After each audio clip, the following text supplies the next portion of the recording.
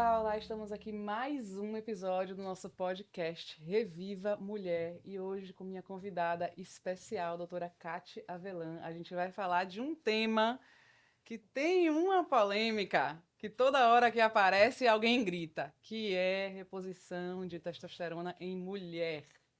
E aqui convidei uma especialista ginecologista em saúde da mulher para falar sobre isso e tirar as nossas dúvidas. Então aproveitem esse podcast para abrir a cabeça aí sobre reposição hormonal nas mulheres. Kate, muito obrigado por você vir aqui e aceitar esse convite de falar sobre um tema que precisa mesmo ser falado e precisa ser entendido. E quero também te parabenizar pelo livro Fazendo as Pazes com a Menopausa, recém-lançado por você, escrito aí com mais uma intenção de democratizar esse conhecimento, né? De fazer a mulher entender a menopausa. E eu queria que a gente aqui falasse um pouco disso, quero que você fale um pouquinho do livro, mas quero que a gente saia daqui entendendo um pouco sobre a testosterona na mulher. Então, Manu, é um prazer estar aqui mais uma vez. Nós fizemos o primeiro Isso. podcast, eu creio que há 2 anos, né? As polêmicas, elas sempre existem. A cada momento nós temos polêmicas com a gestrinona, agora polêmica com testosterona. Então, é importante que as pessoas sejam esclarecidas, Exato. né? Porque nós temos no nosso corpo hormônios sendo produzidos nos corpos femininos e masculinos. Então, a testosterona não é um hormônio só do homem, é um hormônio também da mulher. E que faz todo sentido. E quando bem indicado, pode trazer muitas transformações para as mulheres. No livro, eu falo um pouco da minha vivência na terapia de reposição hormonal. Como um todo, citando aspectos técnicos de fácil entendimento e também com falas reais de pacientes que foram tratadas por mim ao longo de mais de 20 anos.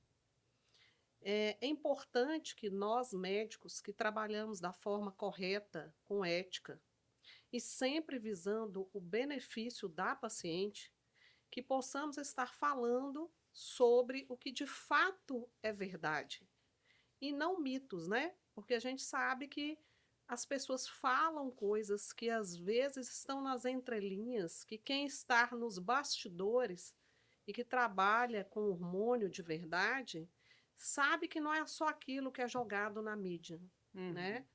Então é importante essa conversa sobre testosterona. Sempre a gente está falando de assuntos É. polêmicos e agradecer também a você por ter escrito o pós-fácil do livro. Ele já fez muito sucesso, né? Eu até nós esgotamos, Olha que uma incrível. parte, está sendo rodado também uma edição extra Uhum. para que a gente possa dar o poder de informação para a mulher, porque ela tem direito de saber, entender e escolher Uhum. para qual caminho ela vai seguir. Porque Exatamente. informação, gente, é poder. Exatamente. Você tem o direito de escolher o que você vai usar, sabendo de riscos e benefícios. Não é igual à política. Eu sou contra isso, mas não estou falando por que eu sou contra. Né? Existem muitos médicos contra a terapia de reposição hormonal, mas não se atentam que nós temos respaldo científico. Exato. E não é o lugar do médico odiar ou amar um medicamento. O Exatamente. médico, ele é a ponte entre o medicamento e o paciente. E se aquele medicamento existe, tem um motivo, né? Exatamente. E se aquele médico ele não tem acesso ao paciente que precisa daquele medicamento, ok, não tem problema. Você não precisa gostar, você não precisa fazer nada. Mas precisa entender que tem função, né? Que tem uso e tem função e que as paixões não estão para as medicações, né? As paixões estão para outras coisas da vida. A medicação, você tem que entender ela e saber prescrever para as pessoas certas. Exatamente. né? E a medicação, ela existe, gente, para curar doenças e para prolongar a vida. Uhum. O que seria de nós se não existissem os medicamentos, Exato, né? exato. Então, como tudo na vida, tudo tem risco-benefício. Isso. Agora, Kátia, quando a gente fala de, por exemplo, reposição hormonal de testosterona, que toda hora, né, aparece. Então, a gente tem aqui Sim. as associações que dizem que só é indicada a reposição hormonal de testosterona em mulheres para mulheres na pós-menopausa com desejo sexual hipoativo, certo? Isso. Essa é a única coisa que a única prescrição que apoiada pelas grandes Pelas grandes associações. associações. Quer dizer, só se você não tiver vontade de transar. O resto todo não precisa. Como é isso? O que é, assim. Qual é a primeira coisa que você. Primeiro paradigma em relação a isso que você gostaria de quebrar? Você gostaria que as pessoas entendessem? Então, o primeiro paradigma é que a testosterona em mulheres, apesar de ser falado pelas sociedades que só tem indicação pelo desejo hipoativo, muitas mulheres relatam melhora na questão até do poder de decisão. E isso eu relato bem no meu livro. São Uhum. várias. E nós sabemos que nós temos testosterona em todas as células do nosso corpo. Então, até na vagina, né? Então, aquela questão da lubrificação, da elasticidade da vagina, Uhum. ela tem influência da testosterona.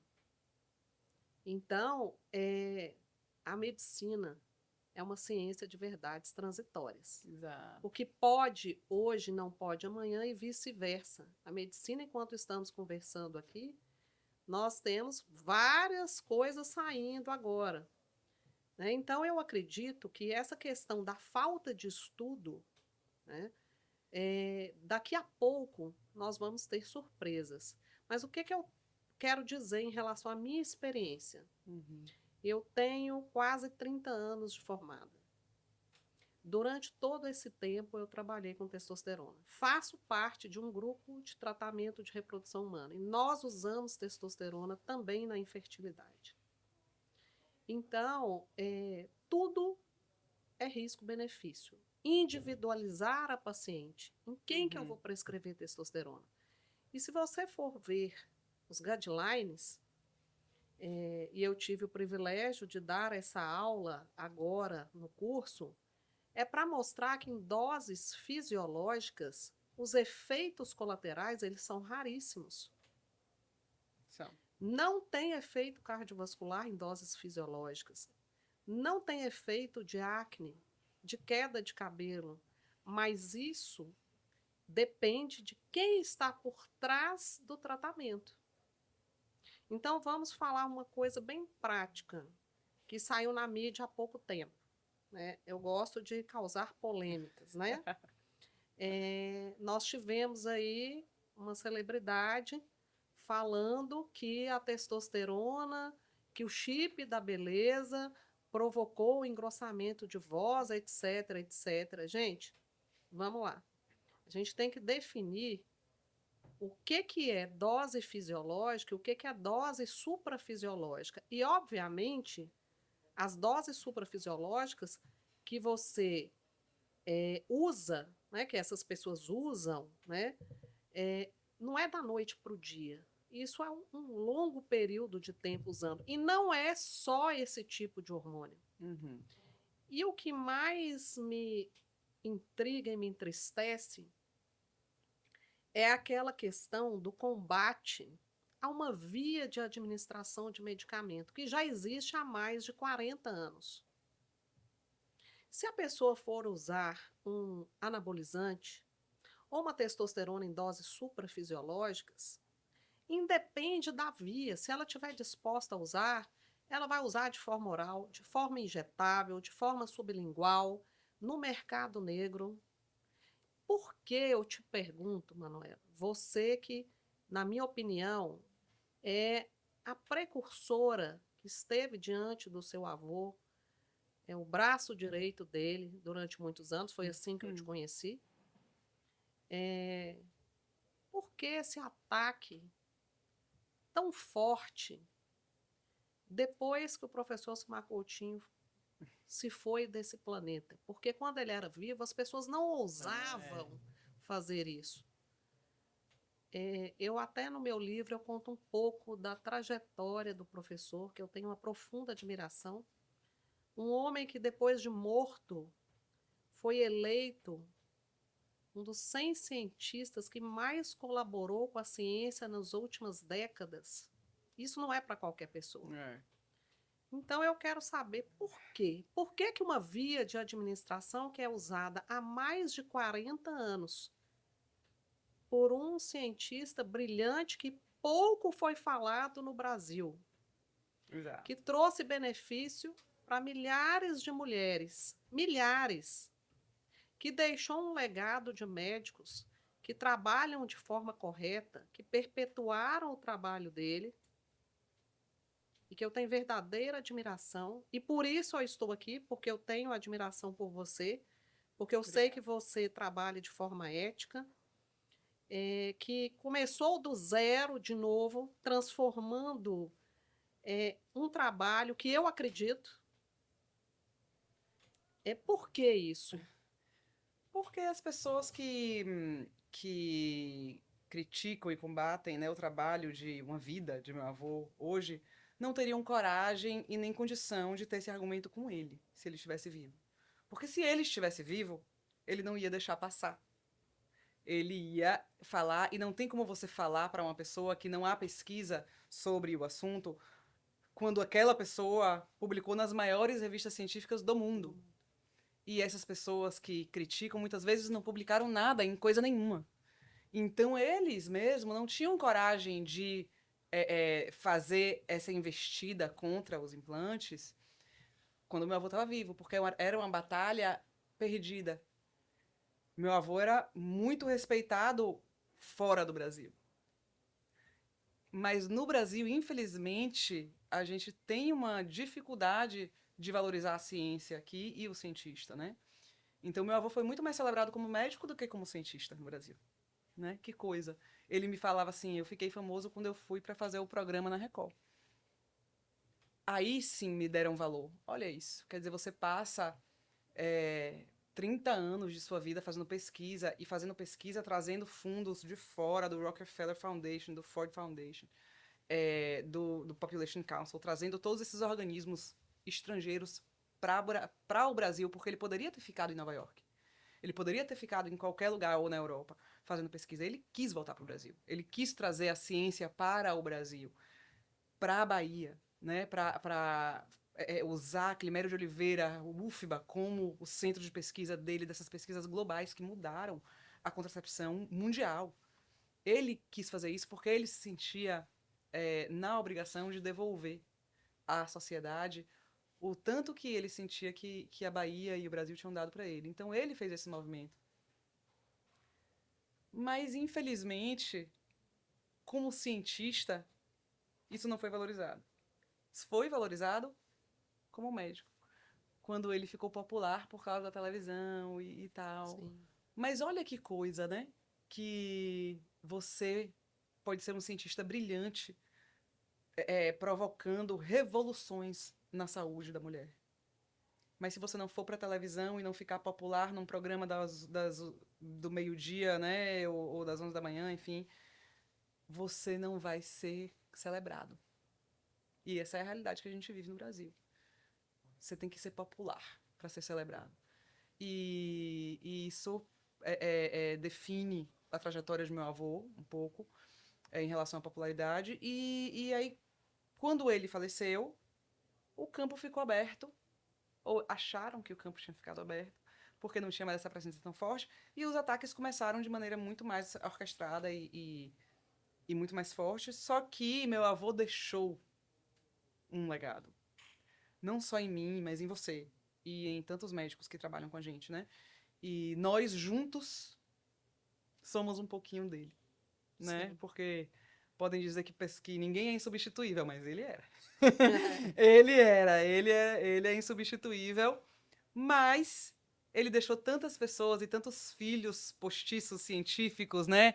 E que quando ele não estava mais aqui, todas essas partes se juntaram assim em um gestalt, sabe? Sim. E por isso que a gente consegue defender e representar e continuar e construir mais. Eu sempre falo assim, a minha responsabilidade é chegar onde não deu tempo dele chegar, né? Assim, e parte disso, né, é essa relação com vocês, com os médicos, é trazer vocês para o centro da discussão, uma discussão que é apolítica, né, que não deveria ter a ver com política, Sim. que deveria ser isenta de viés, deveria a única importância na discussão sobre uma ferramenta que pode oferecer benefício para a saúde da mulher é a gente conseguir dar opções para a mulher, que tem tão poucas. Né? Então, Sim. preservar o direito da mulher de escolher entre as opções. Como você estava falando, que, poxa, a mulher tem que poder escolher. Sim. Levantados ali o risco-benefício, o que é que tem para ela na mesa, ela tem que poder ter o direito à saúde preservada. Então, isso é o nosso trabalho. E a gente está aqui, e a gente está aqui na luta, e mesmo as pessoas, né, achando que o fato de meu avô não estar teria ficado mais fácil de exterminar, né, os implantes, eles se enganaram, porque Porque agora somos ele muitos. vive em nós, né? Exato, exato, Ele exato, vive em nós. exato. E eu vou te falar o que eu acho, aliás, que eu tenho convicção do verdadeiro chip da beleza, que as pessoas tão popularmente falam por aí, né? O verdadeiro chip da beleza não é um chip. O verdadeiro chip da beleza é a transformação que a terapia de reposição hormonal faz em uma mulher. Sim. Porque o estrogênio, a testosterona e a progesterona, ela não só muda a qualidade de vida da mulher, mas ela transforma lares. Sim, com certeza. Ela transforma ambientes de trabalho. Porque só quem passa por essa situação, depois dos 40 a mais, é que percebe o caos da vida da mulher. O quão ela perde autoestima, o quanto ela perde relacionamentos. Porque o maior número de separações acontece nessa fase. Exato. O maior número de abandono de trabalho acontece nesta fase. Então, a testosterona, voltando à testosterona, aquelas mulheres que fazem a terapia de reposição hormonal, incluindo a testosterona para o desejo hipoativo, quando elas retornam ao consultório, o relato delas não é só a melhora da libido. Sim. É a melhora do poder de decisão. É a melhora da locomoção, porque quando a gente faz uma prescrição de um medicamento, a gente conscientiza essa mulher que ela tem que mudar a qualidade de vida dela. Então, é um tripé de mudança de estilo de vida, de alimentação, de atividade física, de mudança mental. Hoje, o maior luxo é qualidade de vida. Então, é aquela mulher que ela quer continuar aquela fase dela laboral e familiar, onde você reúne várias experiências que você pode transformar, inclusive, seu ambiente de trabalho através da terapia de reposição hormonal. Exato. Então, essa questão do poder de decisão, e quando a gente fala, não, então agora você melhorou, nós vamos tirar a testosterona. Não, doutora, pelo amor de Deus. Eu não tive nenhum efeito colateral. Eu melhorei minha autoestima. Eu vi resultado. Eu melhorei meu poder de decisão. Veja bem, eu tive uma paciente que ela tirou carteira e ela não pegava no carro. Ela não tinha coragem medo, de né? dirigir, ela tinha medo. E nós fizemos a terapia de reposição hormonal. E uns 3 meses depois, ela veio à consulta. Eu tenho que te contar uma coisa. Eu falei, o quê? Já estou dirigindo nas ruas. Então, gente, se existe hormônios no corpo que eles vão degradando, eles vão reduzindo, e a testosterona ela tem uma queda mais lenta, e ela diminui,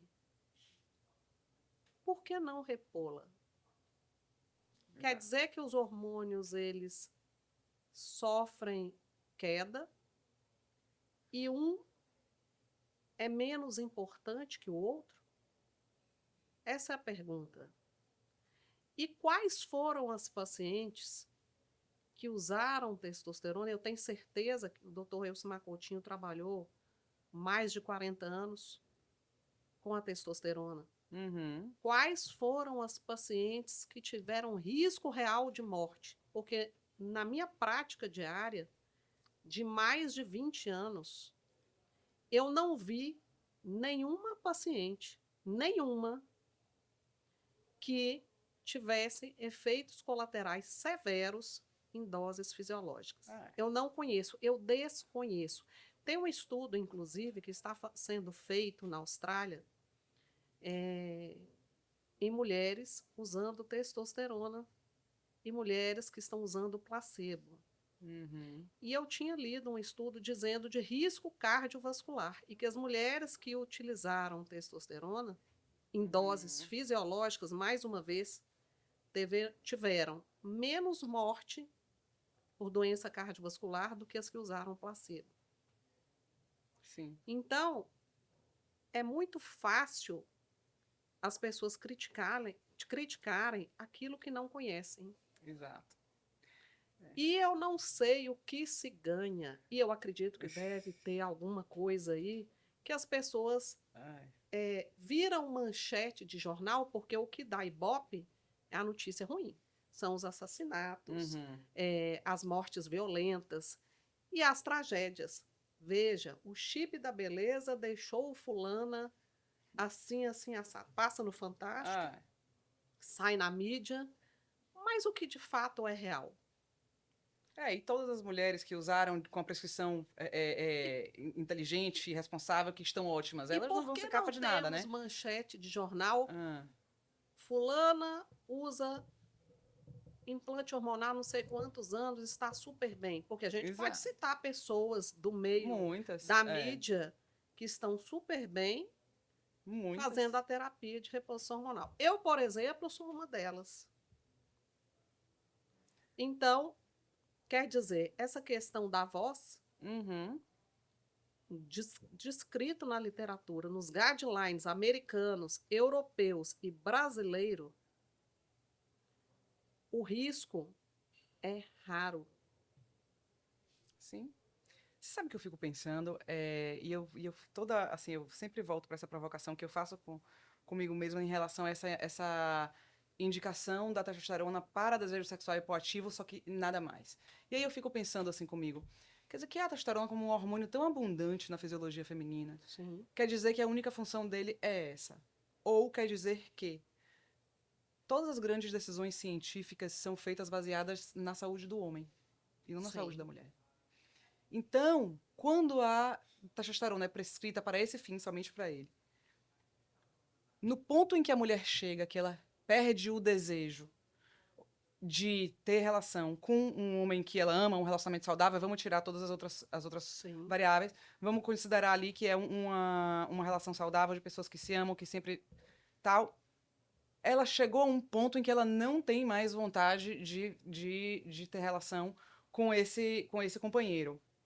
Até chegar nesse ponto, quantas outras coisas ela já perdeu que não afetam o companheiro? A disposição de trabalhar, a rapidez cognitiva ali, velocidade de processamento, a qualidade do sono. Quantas coisas ela perdeu que só afetam a ela e que não valem tanto porque não afetam a ele? Então, essa prescrição ela é feita para a mulher ou para o homem? Entende? A prescrição de testosterona na mulher, reposição de testosterona na mulher, para desejo sexual hipoativo, ela é direcionada à mulher ou ao homem? porque ela está sendo feita para resolver uma necessidade do homem. Você falou bem. Porque a mulher, ela não está com desejo. Ela não está com desejo. Ela já está apática. Porque a testosterona que tirou o desejo disso, tirou o desejo de muitas outras coisas. Só que ninguém percebeu porque não afetava o homem. É verdade. E aí, quando afeta o homem, vamos resolver. Porque Sabe? ainda temos a questão do machismo ainda predomina, E- mesmo que de forma oculta. E não é oculta. Não é oculta. A grande maioria dos cientistas, mais de 80% dos cientistas no Brasil são homens. As grandes decisões científicas são tomadas a partir de um viés pessoal. Se eu não tenho essa necessidade, eu não valido essa necessidade. E é assim que acontece. Tudo que essa testosterona deixou de dar à mulher é invisível. Até que afete o homem, essa necessidade é invisível. Entende? É verdade. E isso é uma coisa que eu vejo, e eu vejo isso com tanta clareza, e quando eu vejo quando eu vejo médicas reforçarem essa prescrição, eu fico louca. Porque eu falo, gente, vocês não estão percebendo. Você acha o quê? Que a testosterona só tira a vontade de transar e acabou? Você acha que nesse caminho ela não afetou nada mais? Ao longo Passou do tempo, inerte, é silencioso, entendeu? né? Exato, é A silencioso. queda, né, ela é silenciosa. A pessoa vai perdendo a autonomia de viver. A verdade é essa. Porque a gente tem testosterona no osso, no músculo, no cérebro. Não é um hormônio masculino, como às vezes as mulheres chegam e falam assim, mas a testosterona é um hormônio masculino. Gente, tem estradiol no corpo masculino também, Sim, sim. só que em pequenas doses. É. Eu costumo falar que a testosterona está para o homem, assim como o estradiol está para a mulher. E tudo tem equilíbrio. Exato. O que não pode acontecer é o que vem acontecendo ao longo do tempo. Essa questão do físico, do curto ao corpo, ao desejo exagerado de ter um corpo sarado, com mínimos esforços, Sim. é que tem trazido malefícios. E aí as pessoas generalizam o que é uma indicação médica e o que é o exagero. Então, toda a terapia de reposição hormonal, estou incluindo a testosterona de forma fisiológica, obviamente que ela vai ter benefícios de acordo com a individualização do tratamento. Exato. Quem são aquelas pessoas que podem usar? Quem são aquelas pessoas que não podem usar? Porque tudo na vida é risco-benefício. Então, essa invisibilidade feminina, ela vem ao longo dos séculos. Exato. Né? E agora, o que eu tenho percebido? Os postos de trabalho de mulheres CEOs de empresa que têm poder de decisão, elas estão sendo afetadas. Sim, com certeza. Elas estão sendo afetadas. Então, é importante que a sociedade dê espaço para as pessoas sérias, quando surgem essas notícias, para que pessoas que trabalhem de forma correta, ética, e pessoas que já estão sobre o uso da terapia hormonal, dê espaço para que elas falem. Porque da forma que é colocado, você consegue enxergar como se aquilo fosse endemonizado, proibido. Exato. E eu acho na assim, verdade, não é isso. E assim, eu acho que o grande motivo de ter esse espaço aqui do Reviva Mulher é levantar essa bandeira da comunicação e ter a liberdade que a gente tem hoje de poder ser veículo de comunicação também. E de poder fazer isso que você está falando, começar a fazer esse movimento, de trazer as pessoas que têm que ser ouvidas, né? De trazer a boa informação para essa mulher CEO que pode estar aqui assistindo esse podcast e passando por um deserto de informação e de sentimentos e sozinha, uma tempestade hormonal, assim, e eu quero que essa mulher escute esse podcast e lembre de pedir ajuda e lembre de ir no médico e de buscar as suas soluções. Então é por isso que eu convido vocês aqui e eu queria aproveitar para agradecer a sua presença e me ajudar a levantar essa bandeira e a chamar a atenção para esses assuntos tão importantes. E para a gente encerrar, eu queria que você, com aquela câmera ali, desse uma mensagem para essa mulher que está assistindo também, para me ajudar a trazer ela para o centro desse debate. Então, gente, a minha mensagem é: você não está só. Junte-se ao legado de mulheres que defendem a mesma qualidade de vida que você tinha antes. Porque depois da menopausa existe vida, existe renascimento, existe saúde. Eu convido você também a ler o meu livro, Fazendo as Pazes com a Menopausa, que tem uma história muito bacana, uma trajetória de uma pessoa que trouxe qualidade de vida para as mulheres e que termina com a escrita da Manuela, que é uma pessoa que tem lutado no início só e hoje com um legado de pessoas que defendem as boas práticas médicas. Porque a medicina ela tem que ser sempre centrada no ser humano. Nunca fazer mal, sempre fazer o bem para o paciente. Essa é a minha mensagem. Eu agradeço muito estar aqui e ter a oportunidade de poder estar ao lado dessas pessoas que lutam pelo bem das mulheres. Obrigada. Então, gente, com essa mensagem maravilhosa, inspiradora, a gente acaba aqui mais um episódio do nosso Reviva Mulher. Obrigada, Kátia. Vocês que assistiram, enviem esse podcast para as amigas, para as companheiras aí de climatério, de menopausa, de qualquer coisa, para que a gente possa ter cada vez mais mulheres bem informadas e que valorizem o prazer em viver. Eu vejo vocês no próximo episódio.